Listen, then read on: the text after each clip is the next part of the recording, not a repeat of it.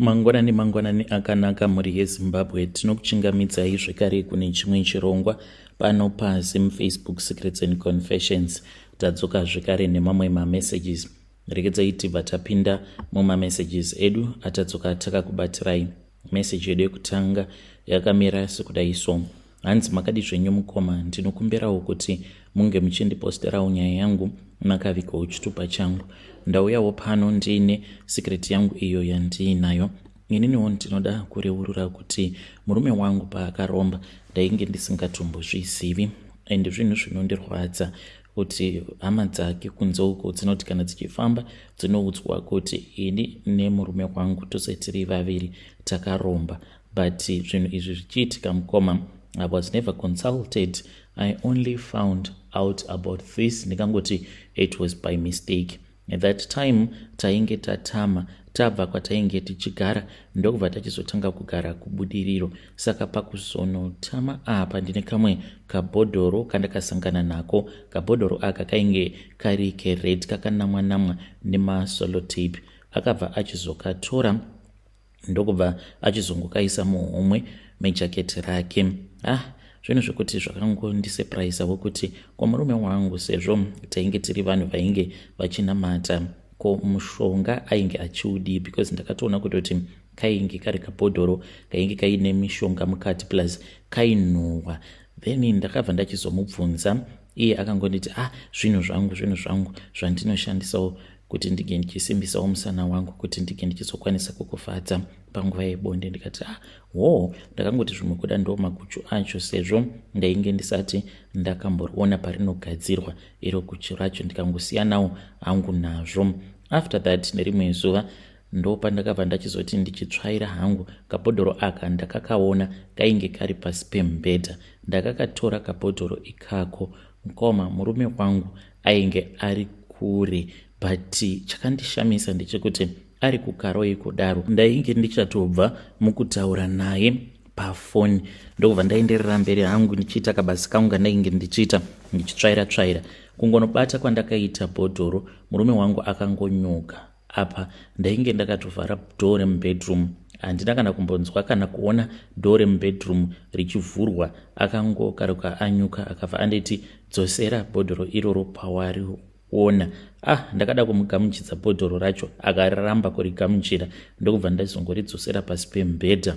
Akangoti ndava kudzokera. Koma kuti nditi akabuda sei mumba mandainge ndiri handitombonzwisisi, but ndakangoona ndasara ndiri ndega. Mangwana acho ndobva akazodzoka kwava kutanga kundibudira pachena kuti iye ainge akaromba, because tainge tiine kabusiness kedu katainge tatanga, uye zvekare ainge achiitawo madhiri ekutenga nyanga dzezvipembere achienda achinonodzitengesa, aidzitengesera maChina. Saka akati kabhodhoro ikako ndiko kanomuchengetedza. Takazoenda tose kun'anga kuri kunokumbira ruregerero, sezvo ainge akaudzwa kuti inini ndainge ndisingafanire kuti ndinge ndichitombokabata kabhodhoro kacho ikako. So zvinhu ndopa zvakazopanduka. Kunopanduka kwazvakaita, takabvunzwa kuti tinoda here kuti tinge tichizoti chikwambo chacho chinge chichizouya chichizorara nemwana wedu musikana. Hakuna anombobvuma zvinhu zvakadaro. Takabva tachizonzikana tisingakwanisi kuita saizvozvo. Taifanira kuti tinge tichizonyora mazita ehama dzemurume wangu 10. Ininiwo kusaidi kwangu ndonyorawo mazita ehama dzangu dzechikadzi vanokwana ivo kuita 5. Saka ndo vakadzi vacho ivavo vatakapa kuchikwambo. Vanhu vose ava vatakanyora mubhuku racho iroro, vose vakabva kumamarriages kwavo. Zvinhu hazvina kumbovafambira zvakanaka kumamarriages. Vamwe ndo vaingoita mamiscarriages, vamwe kungosemwa nevarume vavo, vamwe kungotanga kungohurirwa nemurume, munhu wekuti anenge atori nemwoyo wakanaka, asina kana pfungwa idzodzo dzekuda kumbohurira mukadzi wake. Zvotongotanga, ende kana zvatanga zvinenge zvatotanga. Hauna kana wei yekuti unokwanisa kumukontrola nayo. Saka vanenge vachipfurirwa nacho chikwambo chacho ichocho kuitira kuti ava vange vachingogara vari masingle mothers. Ndiyowo secret yangu yandiinayo. Zvinova zviri zvinhu zvekuti zvinondirwadza, because no one even consulted me. Ndainge ndisina kana tarisiro ini yekuti nerimwe zuva ndichazonzi ndiri munhu akaromba. vedare ndo message iyo yandakatumidzirwa ichibva kuna vanzvadzi vedu. Ngatizamei kuti tinge tichitaura navo vanzvadzi vedu ava mucomment section. Strange things indeed they do happen in this world. Zvakangooma hazvo vedu we. Hanzi chinongondirwadza ndechekuti I was never consulted. Kana kuri kunzi zvechokwadi mumwoyo menyu mainge musingadi kuti munge muchizonzi makaromba, kwamadii magara nedzimwe hama dzenyu dzepedyo mubva machizodziudza kuti ndo maitikiro acho azvakaita. If you are serious kuti zvechokwadi hamutozvifarirewo izvozvo zvamakaitiswa nemurume wenyu, then mubva machizoudza hama dzenyu dzepedyo muwana kubatsirwa, nekuti zvinhu izvi obviously zvichazopanduka futi semapandukiro awo azvakaita. Nerimwe zuva zvichazoti zvinoda ropa, zvinoda vana venyu. Ameno kuti munozvionawo sei muri yeZimbabwe. Ngatizamei kuti tinge tichitaura navo vanzvadzi vedu ava mucomment section. Regedzai tibva taenda panyedu inotevera. Nyedu inotevera yakamera sekudai so. Hanzi makadi zvenyu mukoma, ndinokumbirawo kuti munge muchindiposterawo nyaya yangu makavikawo chitupa changu. Izvowo ndo zvatakaita mukoma. Ndakaroya muvakidzani wangu inini navamwene vangu. Saka nemuvakidzani wedu uyu tainge tisingawirirani naye, uye zvekare pane kumwe kwatakamboenda kune umwewo ainge achiita zvenguo tsvuku. Then takazoti taenda kuya akabva achizotiudza kuti maproblems ose awo atainge tichisangana nawo ainge achikonzereswa nemuvakidzani wedu. Munongozviziva kuti ukagara waudzwa kuti muvakidzani wako ndiye ari kukonzeresa maproblems ose awo auri kusangana nawo, hapambofi pakabuda kana chakanaka. Saka takabva tachizobvunzwa kuti tainge tichida here kuita go back to sender. Go back to sender iyi madzibaba vacho vakati vainge vachida mombe 2. Saka vamwene vangu vakabva vati it is okay. Vakati tinokupai mombe yekutanga, then kana mombe yekutanga iyoyo kuri kunzi tikaona kuti zveshuwa go back to sender yacho zvinenge zvaita, tobva tachizokupai imwe mombe yechi2. Madzibaba vaya vakabva vati aiwa hapana kana problem. Vakatigadzirira vakati iri ndiro bhomba, saka bhomba iri muchaenda munoricherera pamba pake, then bhomba iroro richaputika. Saka mukadzi uyu mukoma ainge abva mukubetserwa mwana wake. Mwana uyu ainge ari mwana musikana. Then ndipo apo patakabva tachizoenda tikanocherera mishonga here kana kuti minamato hameno, but zvainge zvakangozangana minamato nemishonga. Takanzi tainge tisingafaniri kuti tinge tichivhura chipepa bhegi chacho. Patakacherera mukoma, inini ndakaona kamoto kainge kachibvira pamusoro pebedroom rake mukadzi iyeye. Ndikaudza vamwene vangu vakanditi nyarara uye zvekare usaramba wakatarisa kamoto ikako. Tapedza kuita saizvozvo takafushira ndokubva tachizodzokera zvedu kumba. Then mwana wemuvakidzani kachichikaya kakabva kachizotanga kurwara. Vakaenda naye kuchipatara. Mwana iyeye ndokubva achizoita bofu. Nanhasi uno mwana uyu ibofu nekuda kwe-go back to sender yatakaita. Vamwene vangu vakura, ininiwo ndakura mukoma. Ndanga ndichifunga kuti ndingi ndichiudza muvakidzani wedu zvose izvo zvatakaita. Zvinoita here kana kuti zvinozotokonzeresa ruvengo zvekare? Because pari zvino ininiwo hangu ndiri kugara kunoku South Africa, vamwene vangu vava kutowirirana chaizvo nemuvakidzani wedu. Zviya zvakamboitika kudhara magaraji ose, muvakidzani wedu akazotouyawo akatotanga kutowirirana navamwene vangu. Saka zvinoita here kuti ndinge ndichimuudza zvose zvakaitika? Vedare ndo message iyo yandakatumidzirwa ichibva kuna vanzvadzi vedu. Zvakangooma hazvo vedu we. Pari tricky. Let us try to speak with in the comment section. Regedzai tibva taenda panyedu inotevera. Nyedu inotevera yakamera sekudai so. Hanzi makadi zvenyu mukoma, ndinokumbirawo kuti munge muchindiposterawo nyaya yanguwo makavika chitupa changu. Ndauyawo pano ndiine confession yangu iyo yandiinayo. Confession yangu yakamera sekudai so. Murume wangu akavaka zimansion rake kuBorodale uko, but hakuna kana anogarako. The last time pakwakagara maloja, if I still remember very well, mainge muri muna 2015. It is just a ghost house. It was only just now when I discovered kuti murume wangu iye haatombodi kuti ndinge ndichienda kune dzimwe chechi dzemweya.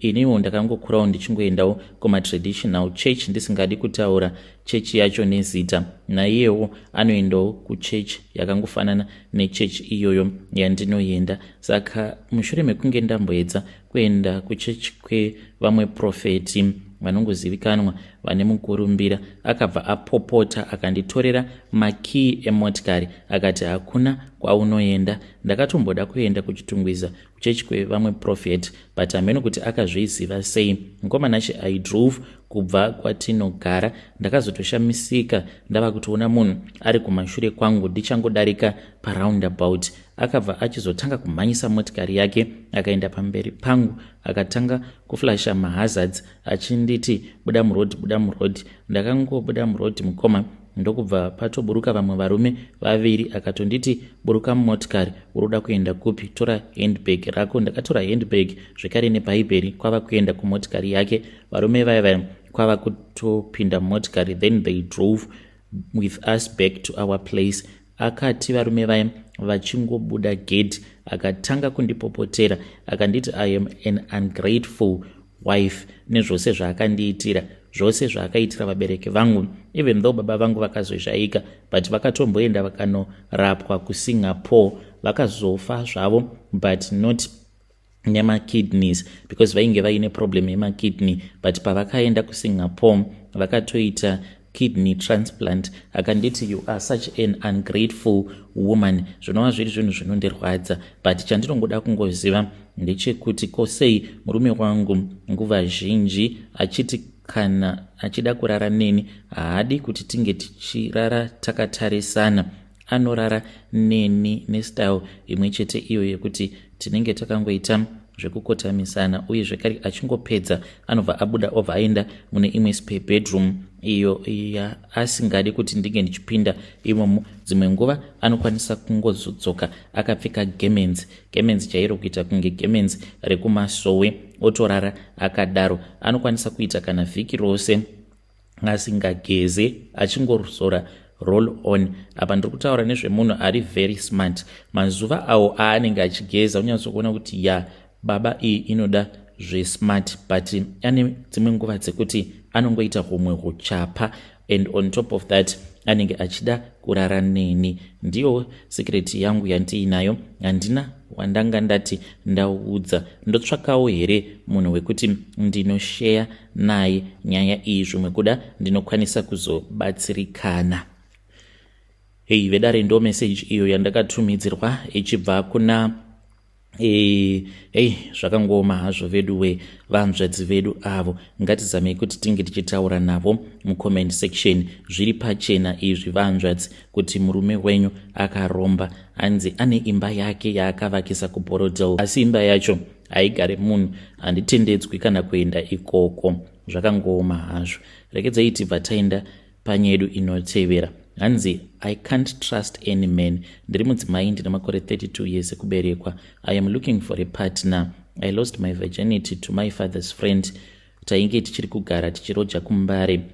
Zvinhu izvi zvakati zvaitika, mama vangu forced me to keep quiet. I later found out kuti mama vainge vachidanana nefriend yadedi, ndokusaka vasina kuda kuti ndinge ndichiudza dedi kuti ndo zvainge zvakaitika. Saka murume uyu aiwanzo kuti kana baba vangu vasipo vaenda ku-night shift aiuya ende ainwa doro. Musi wacho wazvakaitika vakanwa doro vari vose, iye namama.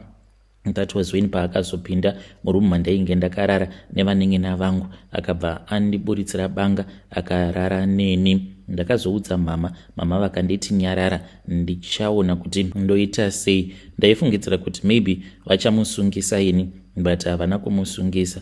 Apawo ndainge ndichitya kuti zvimwe kuda anokwanisa kuzondiuraya sezvo ainge akambondiburitsira banga. So up until now it is very hard for me to trust any man. Ndinopinda muma relationships but handisisina trust kumunhurume. Vedare ndo message iyo yandakatumidzirwa ichibva kuna vanzvadzi vedu. Ngatisamei kuti tinge tichitaura navo vanzvadzi vedu ava mucomment section. Rekedzai tibva taenda panyaya yedu inotevera. Nyaya yedu inotevera yakamira sekudai so. Hanzi mukomana chimurisei zvenyu patakatengawo stand. Takanzi namadzibaba taifanira kuti tinge tichitenga huku dzedu 5.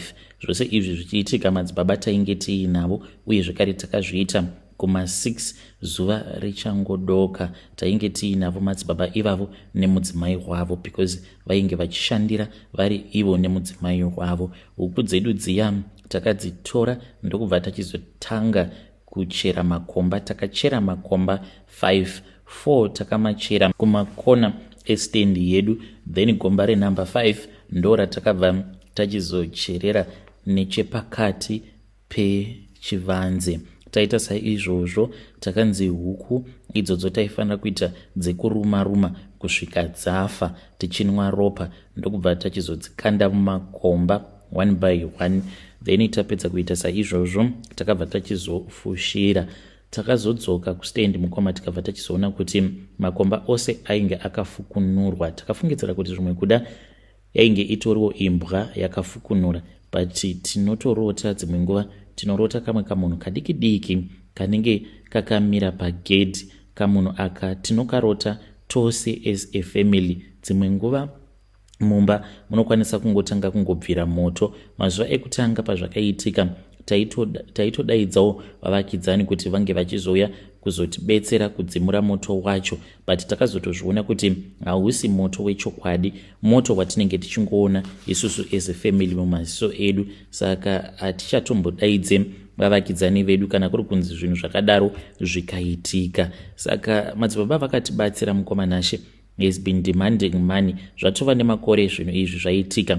Ivo vakati vanokwanisa kutibatsira, but mari yavari kuda mukoma hatina. Tingaiwana kupi? 10,000 US ndiyo yavari kuti vari kuda. Saka ndiri kutofungidzira kuti zvimwe kuda madzibaba ava vanenge vakaita kuti tinge tichichera makomba iwawo tichizoisa huku, kuitira kuti zvikwambo zvavo zvinge zvichizokwanisa kuzouya kuzoti ataka. Ende vakatotirambidza kuti tinge tichienda kunobatsirwa nevamwe vana madzibaba. Takamboedza kuda kuenda kunobatsirwa nevamwe vana madzibaba, but madzibaba vacho ivavo vatakazounza pamba kuti vange vachitibetsera. Vakangoti vachida kuroverera hoko, vakabva vatoti ruoko rwavo rwainge rwabatwa nechiveve kwava kutoenda, vasina kukwanisa kutibetsera. Saka ndichiwo panapa ndikutsvakawo vane masimba. Pari zvino handisisina kana choice whether ndabetserwa nen'anga kana kuti nemuprofita, handisisina kana choice zvachose.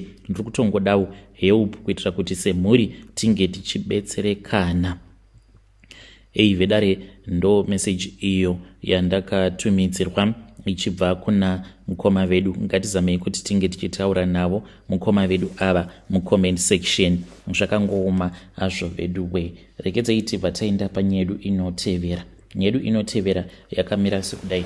Hanzi thank you mukomanash nema university confessions. Ininiwo ndauyawo neconfession yangu. Mwana wangu akashaika ainge achidzidza pa UZ apa. She was a beautiful young woman who had a bright future. When she passed away, she was 22. Apo paakatiudza kuti she had been initiated into a secret cult, and ainge ava kungogara achitirota akatiisa mumacoffin. Ainge achiti ndiri kurota macoffin 7, mama, daddy, gogo nasekuru nemasiblings angu ndiri kukurotai mose muri mumacoffins. We just thought kuti mwana uyu kauyu maybe it was something that was just happening to her, like my hallucinations. Mudzimai wangu I blame her a lot, because munhu uya wekuti akanyanyisa kuenda kuchikoro, saka zvimwe zvinhu she does not take it serious, things of the spirit. She thinks kuti hakuna zvinhu zvakadaro. So she came up with all of these explanations kuti